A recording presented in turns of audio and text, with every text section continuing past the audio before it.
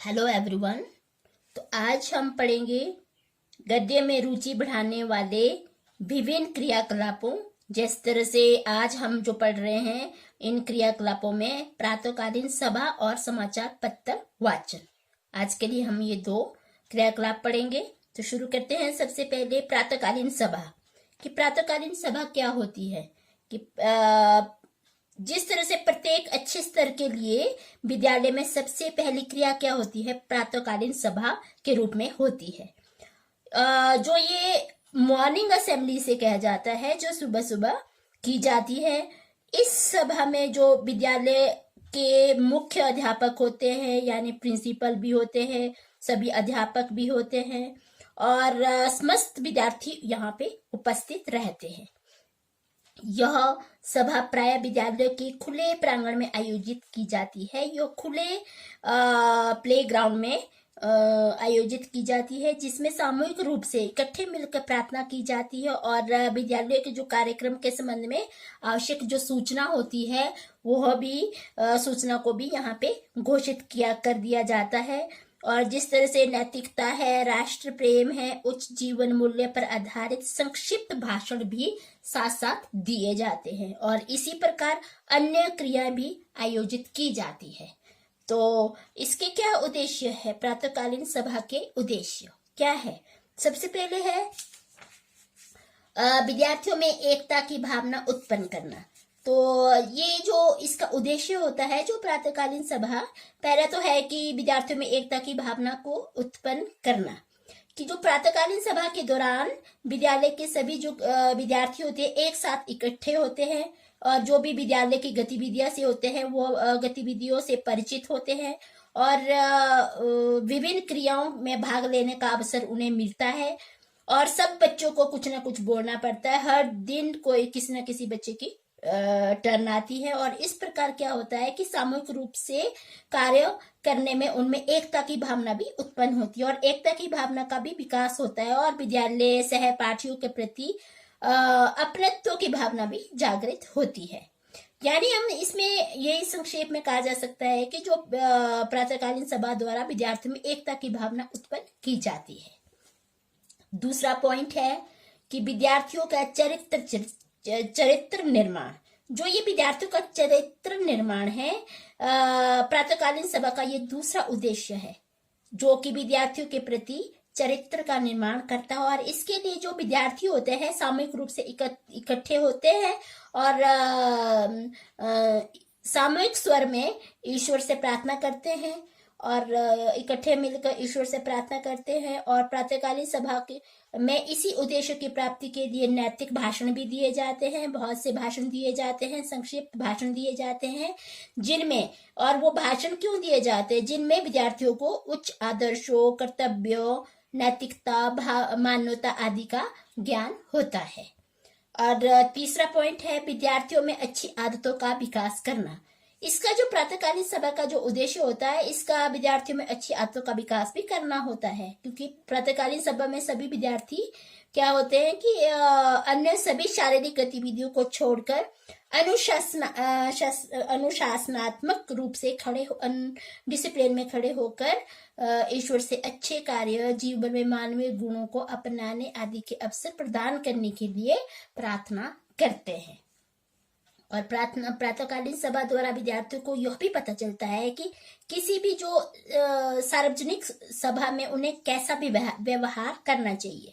जब वो इकट्ठे में हुए हैं, इकट्ठे खड़े हैं, तो उनको ये भी पता चलता है कि उन्हें कैसा व्यवहार एक दूसरे के साथ करना चाहिए। इस प्रकार ये जो सभा होती है, वक्ता की बात को ध्यान से सुनते हैं और समय पर, उचित समय पर वो तालियां भी बजाते हैं। दूसरों की भावनाओं का आदर करने की आदत भी वह सीखते हैं। चौथा जो पॉइंट है, आत्माभिव्यक्ति के लिए प्रशिक्षण देना। ये जो प्रातःकालीन सभा के द्वारा ही विद्यार्थियों को अनेक लोगों के समक्ष अपने भाव, विचारों, अनुभव आदि को प्रकट करने, भाषण देने में भी प्रशिक्षित किया जाता है। क्योंकि पहले वो तैयारी करके आता है, क्योंकि वहां पे अध्यापक भी रहते हैं, बच्चे भी रहते हैं और भी बहुत से रहते हैं। तो पहले तो वो भाषण देने में उन्हें प्रशिक्षित किया जाता है और इस सभा में प्रतिदिन 2-3 अलग अलग विद्यार्थियों की आत्माभिव्यक्ति के लिए आमंत्रित किया जाता है। यानी इसके अतिरिक्त प्रातःकालीन सभा में जो प्राय विद्यार्थी को ही घोषणा करने का अवसर प्रदान किया जाता है। 5वां है सहपाठियों की श्रेष्ठ उपलब्धियों से परिचित करना।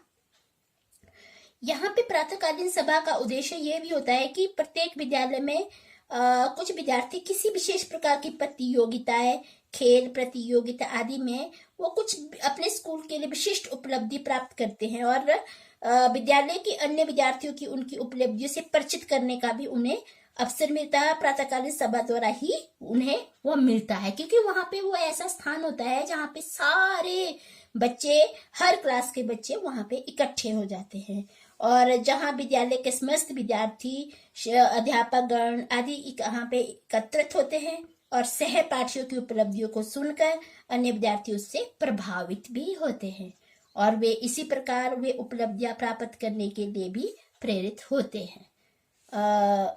लास्ट पॉइंट है महत्वपूर्ण घोषणाएं करना। जो छठा पॉइंट है महत्वपूर्ण घोषणाएं करना। प्रातःकालीन सभा का एक उद्देश्य, महत्वपूर्ण उद्देश्य भी है कि विभिन्न प्रकार की जो कार्यक्रम संबंधी घोषणाएं सार्वजनिक रूप में करना भी होता है और इसी अवसर पर यदि किसी विद्यार्थी को लिखित रूप से वह घोषणा प्रदान की जाए या एक दिन से पहले ही उसे बता दिया जाए कि कल उसे प्रातःकालीन सभा घोषणाएं सार्वजनिक करनी है, जो ज्यादा बेहतर माना जाता है। तो अब इसके बाद जो अलग पॉइंट है, छठा पॉइंट है, इसमें अन्य गतिविधियां, इसके अलावा उसका जो अन्य गतिविधियां होती है, प्रातःकालीन सभा द्वारा निम्नलिखित अन्य उद्देश्य भी प्राप्त किए जा सकते हैं। वो पहला है कि विद्यालय में बनी किसी विशेष औपचारिक के राष्ट्रीय उत्सवों आदि को मनाना। दूसरा, विद्यालय में नियमों, परंपराओं, आदर्शों आदि से विद्यार्थियों को परिचित करवाना। तीसरा है कि देश विदेश में घटित होने वाली जो महत्वपूर्ण घटनाएं होती है, समाचारों से भी परिचित करवाते हैं, क्योंकि ये सारी चीजें जो होती है, सारा कुछ वहां पे मॉर्निंग असेंबली में प्रातःकालीन सभा में बोली जाती है। और नेक्स्ट पॉइंट है कि किसी भी आपातकालीन स्थिति से निपटने के लिए विद्यार्थियों से सहयोग की भी अपील करना। और नेक्स्ट पॉइंट है कि प्रार्थना गायक के रूप में विद्यार्थियों को नेतृत्व करने की क्षमता प्रदान करना। ये अन्य गतिविधियां भी उसमें करवाई जाती है प्रातःकालीन सभा में। तो ये जो अभी पढ़े हमने, ये इसके उद्देश्य थे। अब इसके जो हम पढ़ रहे हैं आयोजन करना, कि प्रातःकालीन सभा का संगठन या आयोजन करना किस प्रकार किया जाता है। पहला पॉइंट है कि किस प्रकार से प्रातःकालीन सभा के लिए विद्यालय में एक कमेटी बना दी जाती है, जिसमें कुछ विद्यार्थी सदस्य के रूप में 1 या 2 अध्यापक उसमें अध्यक्ष के रूप में नियुक्त किए जाते हैं। और जो ये कमेटी बनाई जाती है, अगले दिन होने वाली जो प्रातःकालीन सभा के सभी कार्यक्रम की रूपरेखा अच्छे ढंग से तैयार की जाती है। इसका सेकंड पॉइंट है कि प्रातःकालीन सभा के लिए विद्यार्थियों में एक विस्तृत खुले मैदान में व्यवस्था होनी चाहिए। उसे प्रतिदिन साफ सुथरा रखना चाहिए। जो उनका प्लेग्राउंड होता है, यानी जहाँ पे वो मॉर्निंग असेंबली प्रातःकालीन सभा करते हैं, वो खुले मैदान में होनी चाहिए और वो साफ सुथरा होना चाहिए। तो इसके लिए भी एक कमेटी बनाई होती है। तीसरा है कि जो प्रातःकालीन सभा में प्रतिदिन होने वाले कार्यक्रम में विविधता भी होनी चाहिए। नेक्स्ट पॉइंट है, फोर्थ पॉइंट है कि प्रातःकालीन सभा में क्रमबद्ध ढंग से विद्यार्थियों को भाग लेने के लिए भी प्रेरित और प्रोत्साहित किया जाना चाहिए। और जो ये इसके लिए विद्यालय की कक्षा, हर विद्यालयों की कक्षाओं को विशिष्ट नाम दिए जा सकते हैं। वो जितने भी विद्यालय हैं, जब वो मॉर्निंग प्रातःकालीन सभा करते तो हर सदन का एक नाम होता है। जिस तरह से टैगोर सदन है, नेहरू सदन है, गांधी सदन है, बहुत से आप अपने स्कूलों में आप अपने नाम के अकॉर्डिंग उसमें सदन बनाए जाते हैं। और प्रतिदिन एक सदन कुछ ना कुछ जरूर प्रातःकालीन सभा में कार्यक्रम का चयन किया करता है। नेक्स्ट पॉइंट है कि इस सभा में जो दिए जाने वाले भाषण भी संक्षिप्त, रोचक और ज्ञानवर्धक होने चाहिए। जो भी वो जो भाषण दे रहा है वो संक्षिप्त भी होना चाहिए, बहुत लंबा भी नहीं होना चाहिए जिससे बोरिंग हो जाए, और बहुत छोटा भी नहीं होना चाहिए। तो भाषण भी दिया जाना चाहिए और रोचक होना चाहिए और ज्ञानवर्धक भी साथ में होना चाहिए। और नेक्स्ट पॉइंट है कि प्रातःकालीन सभा के लिए जो हिंदी में 5 अलग अलग प्रार्थनाओं का चयन किया जाना चाहिए, और सप्ताह में एक दिन राष्ट्रगान का चयन किया जाना चाहिए, ताकि सभी विद्यार्थियों में के माध्यम से प्रार्थनाओं के माध्यम से विद्यार्थी प्रार्थनाओं के माध्यम से क्या करेगा, उचित सुर है लय ताल से परिचित हो सके, और सभी मिलकर वो एक सुर में गाते हैं, एक लय में, एक ताल में, उन सबसे वो परिचित हो जाता है और व्यवहारिक रूप में उनका प्रयोग कर सके, उनमें राष्ट्र प्रेम की भावना भी विकसित होती है। नेक्स्ट पॉइंट है कि जो प्रातःकालीन सभा के आरंभ करने से पहले विद्यार्थियों को कुछ शारीरिक व्यायाम भी करना चाहिए, तो ताकि आलस्य त्याग दे और अपने शरीर को स्वस्थ बनाए रख सके। तो ये भी मॉर्निंग असेंबली में होना चाहिए। नेक्स्ट पॉइंट है कि प्रातःकालीन सभा के किसी भी कार्यक्रम में ऐसे जाति सूचक शब्दों का अभद्र भाषा का प्रयोग नहीं होना चाहिए जिससे किसी जाति विशेष या समुदाय विशेष के विद्यार्थियों की भावना को ठेस पहुंचे, तो ये भी नहीं होना चाहिए। और नेक्स्ट पॉइंट है कि सभा में जो प्रातःकालीन सभा में विद्यार्थियों का व्यवहार अनुशासित होना चाहिए, डिसिप्लिन में होना चाहिए, वे डिसिप्लिन में खड़े होने चाहिए, लाइनों में यहाँ पे खड़े होते हैं, वे ध्यान से वक्ता की कथनों को भी सुनकर उसके जो भाव है विचार आदि को भी वो ग्रहण करने का प्रयास करते हैं। और नेक्स्ट लास्ट पॉइंट है कि शनिवार या महीने के अंतिम प्रातःकालीन सभा की समय अवधि को बढ़ाया जाना चाहिए, थोड़ी अधिक बढ़ाया जाना चाहिए, ताकि जो विद्यार्थी को अपनी भव्य व्यक्ति के लिए अधिक अवसर प्राप्त हो सके। तो ये क्या था, प्रातःकालीन सभा का संगठन या आयोजन करना। अब क्या है कि जो प्रातःकालीन सभा की उपयोगिता क्या है, ये जो क्या उपयोगिता है इसकी उपयोगिता है कि जिन विद्यालयों में शिक्षा का माध्यम हिंदी है उनमें अनिवार्य रूप से, और जिन विद्यालयों में अंग्रेजी भाषा शिक्षा प्राप्ति का माध्यम है उनमें एक दिन छोड़कर अगले दिन हिंदी भाषा के माध्यम से ही सभी कार्यक्रमों का आयोजन किया जाना चाहिए। और इस प्रकार संक्षिप्त भाषणों, महत्वपूर्ण कार्यक्रमों की उद्घोषणाओं, प्रार्थना, समाचार आदि के माध्यम से एक ओर तो विद्यार्थियों में मौखिक अभिव्यक्ति कौशल का विकास किया जा सकता है, और दूसरी ओर जो शेष विद्यार्थी श्रोता के रूप में अपने श्रवण कौशल का विकास करते हैं, इसके साथ साथ वो प्रार्थनाओं के माध्यम से कविता पाठ के सुर ताल लय आदि के पक्ष में भली भांति उससे भी वह परिचित हो जाते हैं। अन्य जो पाठ्य सहगामी क्रिया की भांति प्रातःकालीन सभा में किए जाने वाले जो व्यायाम होते हैं वो विद्यार्थियों का शारीरिक विकास भी उससे हो रहा होता है। और यहाँ पे नए नए घटनाओं के समाचार, नैतिकता पर आधारित संक्षिप्त भाषण आदि को भी सुनने का बौद्धिक विकास भी यहाँ पे होता है। हम यही कह सकते हैं कि अंत में कि हिंदी शिक्षण में प्रातःकालीन सभा का महत्वपूर्ण पाठ्य सहगामी क्रिया सिद्ध होती है, जिस पर अपव्यय नहीं, जिस पर धनराशि का अपव्यय भी नहीं करना पड़ता। तो ये हर स्कूल के लिए, हर विद्यार्थी के लिए एक महत्वपूर्ण है। अब ये हमने अभी तक पढ़ा प्रातःकालीन सभा। अब दूसरा जो पॉइंट है वो पढ़ते हैं समाचार पत्र वाचन।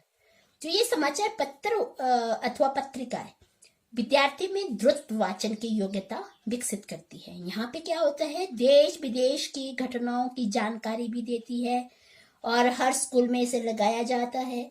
बच्चों में ज्ञान वृद्धि भी करती है और उसका मनोरंजन भी कर रही होती है, और सृजनात्मक योग्यता का विकास भी वह कर रही होती है। और सबसे बड़ी बात है कि स्वाध्याय की प्रवृत्ति को भी वह जन्म देती है, और इसीलिए ये महत्वपूर्ण अनुदेशनात्मक सामग्री भी इसे कहा जा सकता है। बच्चे अक्सर समाचार पत्र को पढ़ने में रुचि भी लेने लगते हैं। इनमें बच्चों का सामान्य ज्ञान भी बढ़ता है, और यही नहीं, ये भावी जीवन के संघर्ष का सामना करने के लिए भी तैयार होते हैं, और इसके अतिरिक्त बच्चों का भाषा ज्ञान समृद्ध होता है। समाचार पत्र पत्रिका को पढ़कर बच्चे न केवल शब्दों को वाक्य में प्रयुक्त करना सीख जाते हैं, बल्कि नए नए वाक्यों का निर्माण भी कर सकते हैं तथा अपने भावनाओं को अभिव्यक्त भी कर सकते हैं। जो अध्यापक चाहे तो बच्चों को ऐसी पुस्तिका तैयार करने के लिए कह सकता है जो प्रतिदिन 5 प्रमुख समाचार सम्मिलित किए जाए, तो ये अध्यापक कह सकता है कि 5 प्रमुख समाचार प्रतिदिन लिखे जाने चाहिए। जिस तरह से मैंने अभी प्रातःकालीन सभा में कहा है कि वो डेली की वहां पे न्यूज पॉइंट पढ़ते हैं। इससे बच्चों में समाचार पत्र पढ़ने की भी रुचि उत्पन्न होगी और लिखने का भी यहाँ पे अभ्यास होगा। लेकिन आवश्यकता इस बात की कि प्रत्येक विद्यालय में समाचार पत्र पत्रिका नियमित रूप से मंगवाई जानी चाहिए। हर स्कूल में ये लगवाई जानी चाहिए, लाइब्रेरी में होनी चाहिए, पत्रिकाएं पत्र पत्रिकाएं ये सारी चीजें वहां पे मंगवाई जानी चाहिए। और इसके साथ साथ अध्यापक चाहे तो विभिन्न मनोरंजक पत्रिकाएं पढ़ने के लिए भी वह कह सकता है। और जिस तरह से आजकल हिंदी में कई पत्र पत्रिका प्रकाशित हो रही है, समाचार पत्र बच्चों से संबंधित छोटी छोटी रचनाएं बाल जगत शीर्षक के अंतर्गत प्रकाशित करते रहते हैं। प्राय बच्चे रुचि से इनको पढ़ते हैं और इन मनोरंजक पत्रिकाओं से जहां एक और बच्चों में वाचन कौशल का भी विकास होता है, वहीं दूसरी ओर उनका मनोरंजन भी होता रहता है। उसके बाद इसके अतिरिक्त कुछ बच्चे स्वयं रचनाएं लिखने लग जाते हैं, प्रेरित होते हैं समाचार पत्र को पढ़कर, पत्रिका को पढ़कर। तो यहाँ पे वो बच्चे भी यहाँ स्वयं रचनाएं लिखने लगते हैं। और इसके अतिरिक्त सत्य तो यह होता है कि जो समाचार पत्र एवं पत्रिका हिंदी भाषा शिक्षण में एक महत्वपूर्ण भूमिका निभाते हैं।